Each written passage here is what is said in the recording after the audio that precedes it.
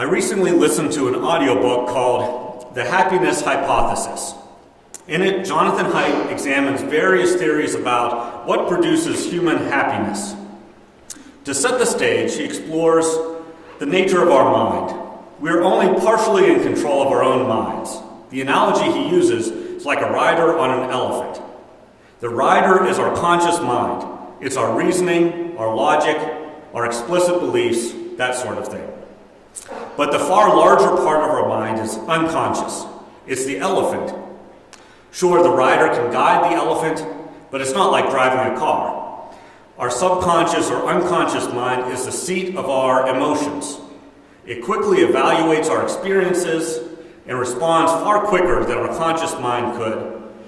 We feel emotions, we make decisions, and then afterwards we decide that's what we wanted to do anyway. So in order to be happy, we have to train the elephant, so to speak.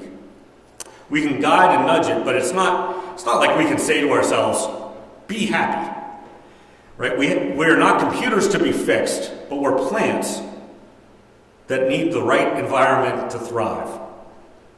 In one section of the book, he talks about the theory that virtue produces happiness.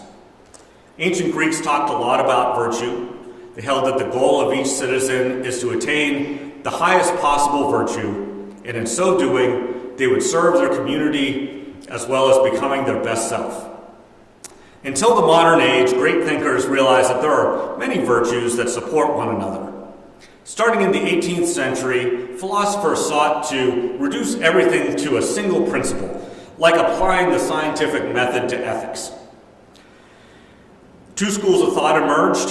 One started from the categorical imperative, the other from utilitarianism. I won't get into the details because it's not terribly relevant, because they're very logical principles, which is great if you're a philosopher trying to write books and articles, but it doesn't really help you in your daily life. I mean, I can't sit around trying to decide, like with utilitarianism, the greatest good for the greatest number. I don't even know everything I would need to know in order to decide that. So instead, like everyone else, I make some decision based on some gut instinct, and then I decide that was probably what I wanted to do anyway. I rationalize it, and no amount of logic can help with those underlying gut instincts. I believe that the philosophers were right to pursue a single unifying principle, but they found the wrong ones. They found logical ones that in our analogy would help the rider, but not the elephant. We need something that can affect us deep down, that can change the way we react to the circumstances around us. So, what universal principle can we pursue? Some of the ancient virtues are personal, like humility. Some are communal, like justice. So let's talk about justice a little bit. True justice is about reconciliation and restoration. Putting a thief in jail does nothing for the person who was robbed. It is only by restoring what was stolen that the thief can re-enter society and be reconciled to their victim. Reconciliation is about healing relationships. And what is the root of every relationship? Love. That is the grand unifying principle. Love of God, love of neighbor, love of self. Love of all things.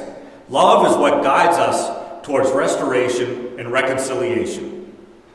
Love is what enables us to sacrifice our own well-being for the sake of our family, our friends, our community, or our world.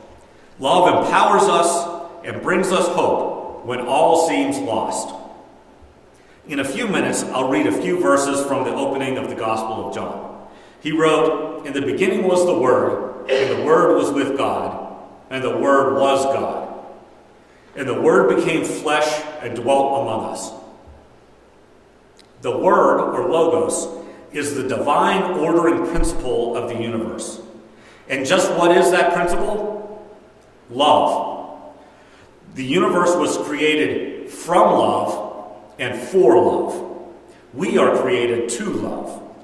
Jesus was born this night so many years ago to demonstrate just what it means to love one another. because God so loved the world that he gave his only Son. So tonight, let us commit to living a life of love. Let us celebrate love made flesh in the child of Jesus.